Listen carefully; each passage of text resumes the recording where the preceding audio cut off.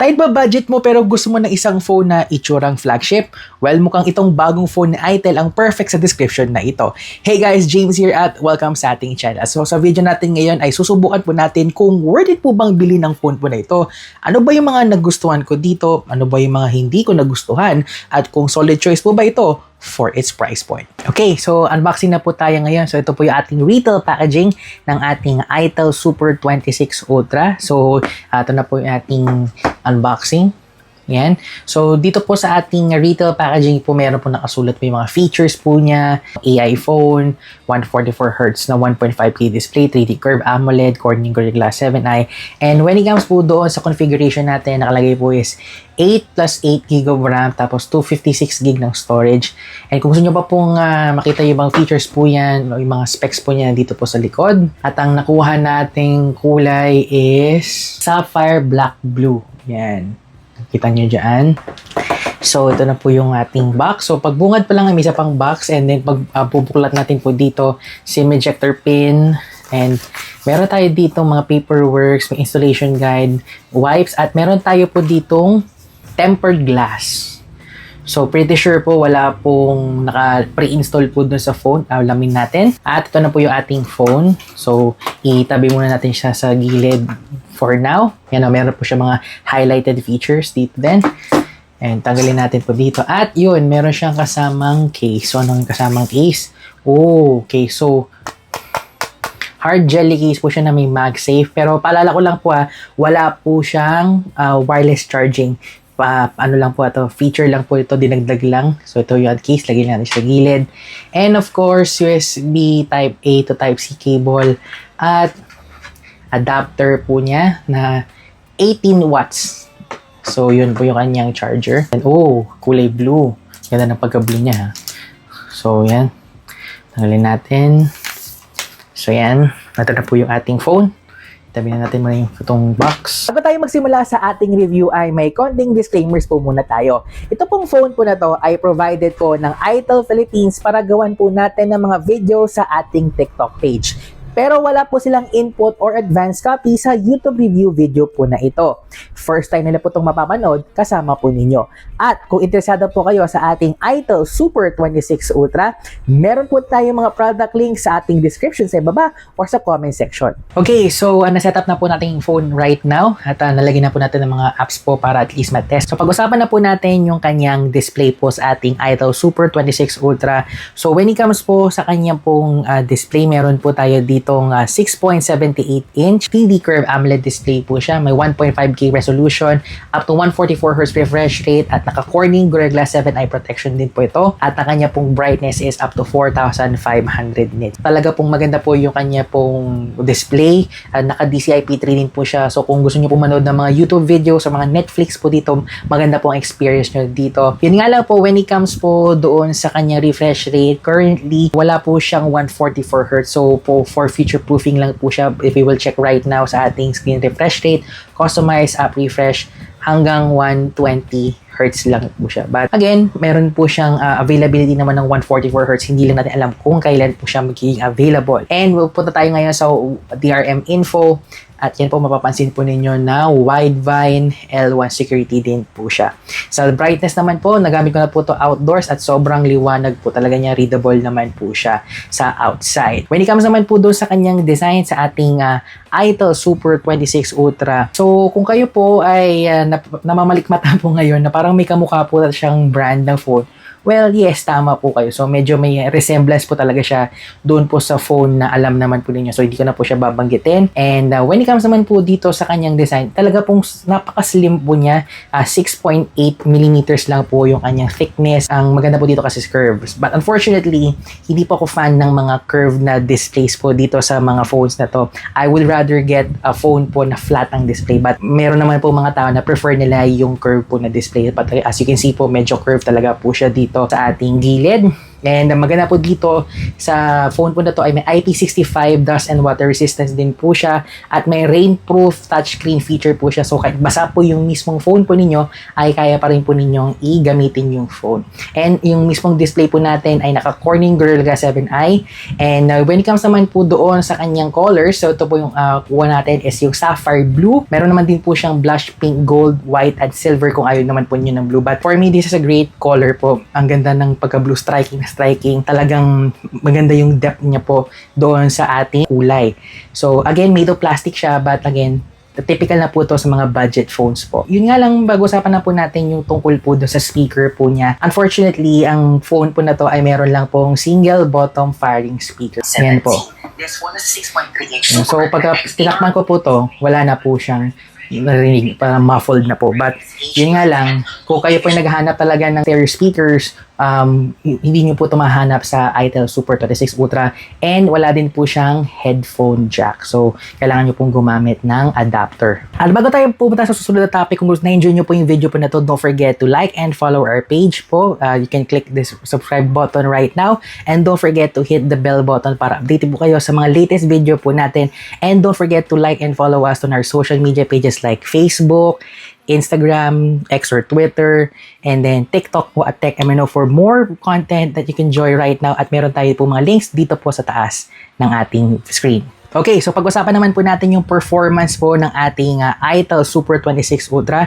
So, ito pong phone po na to ay naka Unisoc Tiger T7300 at meron po siyang 8 gigs ng RAM. Kanya pong storage ay 256 gig po dito, UFS 2.2 at kanya pong ay software is ITEL OS 15.1.2 on top of Android 15. Kawig talaga po niya ng ibang mga transient phones po.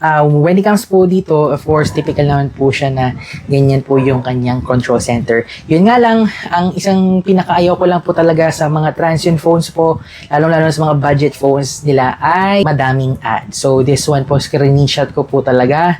Yan, hindi, kahit natanggalin ko po or off ko po yung mga kanila pong first party apps, meron at meron pa rin yan. So, kung ayaw nyo po ng mga may ads ganito, I'm sorry, kasama talaga yan sa babayaran po niyo, and you need to look somewhere else po kung ayaw nyo po ng ganito pong experience. When it comes naman po doon sa Antutu benchmark po niya, so check, yan po yung Antutu benchmark po niya, 691,417. Sobrang taas po niyan at talaga pong mataas ang performance po niya kung kayo po ay naghanap ng games. Which, when it comes naman po sa mga games, settings po with Asphalt Legends Unite, and po kanya pong graphic settings po ay kaya po niya umabot ng 60 FPS at smooth pa rin po siya. So, highest graphics po. So, punta natin sa game settings. Yan.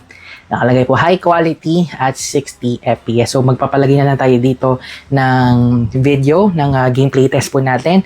When it comes po doon sa Asphalt is walang pong problema. When it comes naman din po sa Mobile Legends, lalagay ko na rin din po siya dito, ay okay naman din po siya when it comes po doon sa mismong kanya pong graphic settings is sabihin na po nating Super HD lang po ang kanyang hawak or kanya pong maximum po na graphic settings. Pero when it comes po sa mga heavy games katulad po ng Car X Street at saka po ng Genshin Impact, kailangan nyo pong babaan ang graphic settings po ninyo ng lowest settings para lang po maging smooth po yung inyo pong performance. So yan po.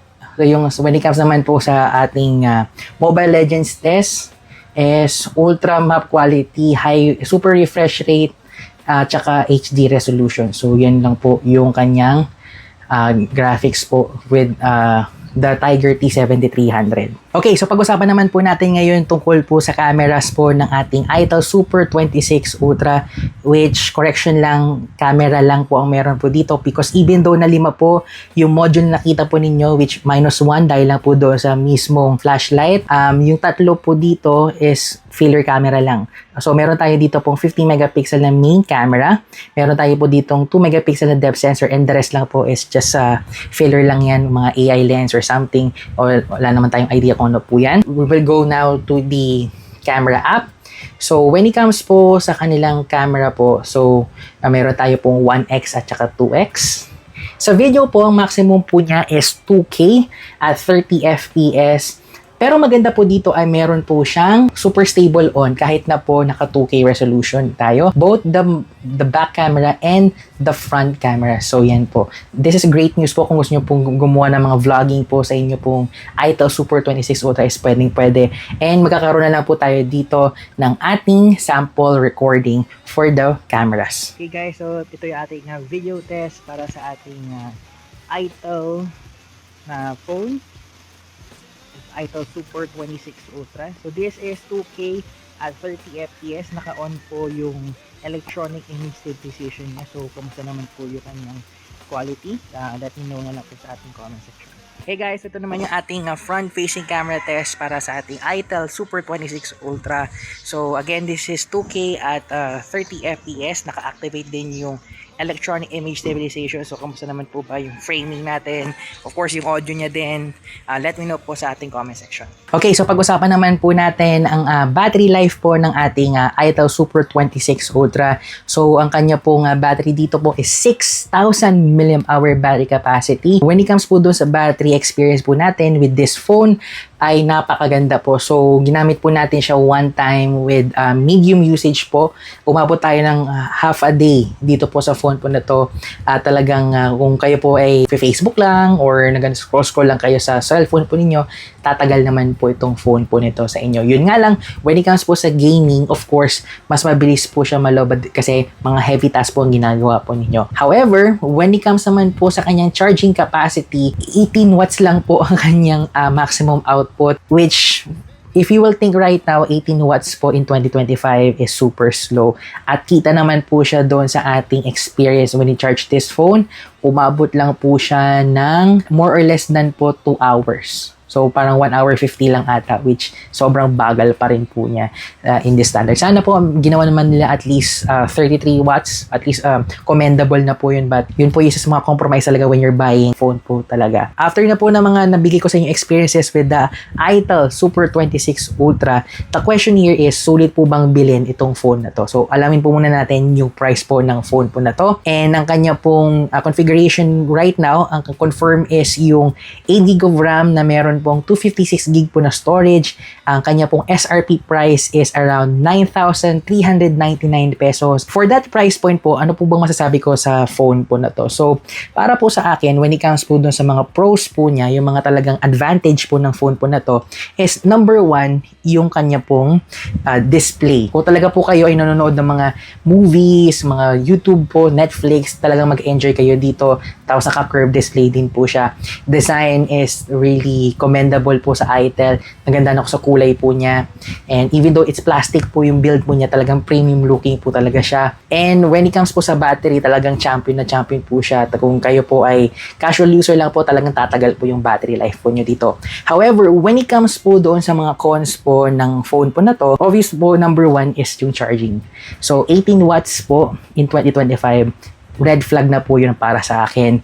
And when it comes naman po doon sa mga naghahanap ng networks po dito, kung ano po kaya niya sa mobile data, it's only 4G. So, kung kayo po ay gusto niyo po ng 5G, you better look somewhere else. Hindi po siya available for 5G. When it comes naman sa software support, even though na may nakasulat po dito sa box po na 6 years fluency, ang ibig sabihin lang po niyan is yung kung ano po ang na-experience po ninyo nung pagkuha po niyo ng phone po when it comes sa software po niya, ganun din po daw ang maging experience po ninyo after 6 years. But hindi po siya software support, which when it comes po doon sa ganyang part, hindi po forte ng Transsion devices ang kanilang software support, which kung meron man po itong software support, hanggang isang update lang. So, kung hanap po nyo software supporter, stay away with Transsion devices.